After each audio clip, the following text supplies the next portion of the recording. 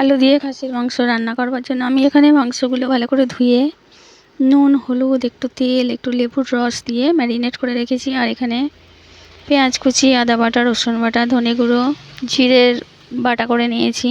আর আলু ভেজে নিয়েছি, দেখতেই পেলেন। এখানে কড়ার মধ্যে তেল দিয়েছি। খুব বেশি তেল আমি ব্যবহার করি না, খাসির মাংস যেহেতু একটু কম তেলে রান্না করাই ভালো। তো তেলের মধ্যে তেজপাতা, গোটা গরম মশলা, পেঁয়াজ, আদা, রসুন সমস্ত একসঙ্গে দিয়ে দিলাম। মানে একসঙ্গে দিয়ে নিই, পেঁয়াজটা একটু ভাজা হয়ে যাওয়ার পর রসুন দিলাম, রসুনটা একটু ভাজা হয়ে যাওয়ার পর আদা দিলাম জিরে বাটা এবং ধনে গুঁড়োটা দিয়ে দিয়েছি, জিরে গুঁড়ো, আর দিলাম হলুদ গুঁড়ো, টমেটো, একটা গোটা টমেটো আমি এখানে কেটে রেখেছিলাম, সেই গোটা টমেটোটা দিয়ে দিলাম লঙ্কার গুঁড়ো, অল্প একটু জল দিয়ে নাড়াচাড়া করে আমি মশলাটা খুব ভালোভাবে করে কষিয়ে নেব।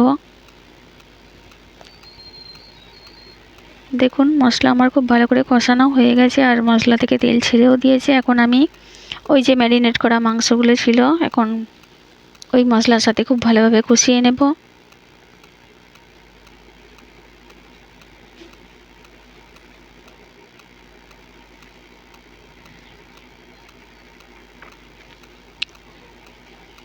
বেশ কিছুক্ষণ ধরে কষাতে হবে। কষানো হয়ে গেলে আমি এখানে দিয়ে দিলাম একটু ধনে পাতা, দিয়ে দিলাম স্বাদ মতো নুন,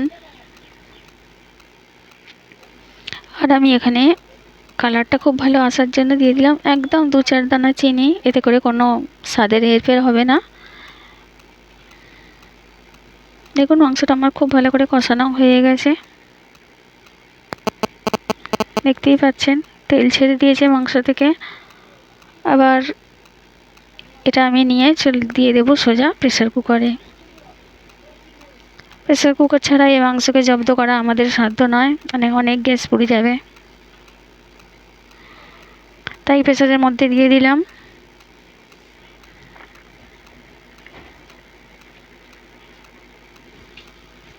আর ওই একই কড়াতে যেখানে আমি মাংস কষেছিলাম একটু গরম জল বসিয়ে দিলাম, জল গরম হতে। আর প্রেসার কুকারের মধ্যে আলুগুলো দিয়ে দিলাম। আলুগুলো যেহেতু চন্দ্রমুখী আলু, তাই আমি একটু বেশ বড় বড় করেই কেটেছি, তা নাহলে মাংস সিদ্ধ হতে হতে আলু আর খুঁজে পাওয়া যাবে না।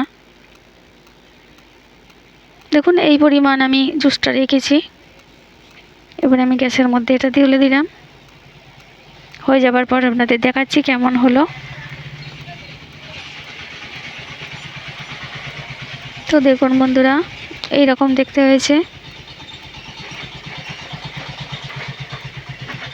আর মাংসগুলো খুব ভালো মতো সিদ্ধ হয়ে গেছে। আমি এখানে 4টে সিটি দিয়েছি। আর এখানে আমার মেয়ে ঝাল ছাড়া মাংস তোলা আছে।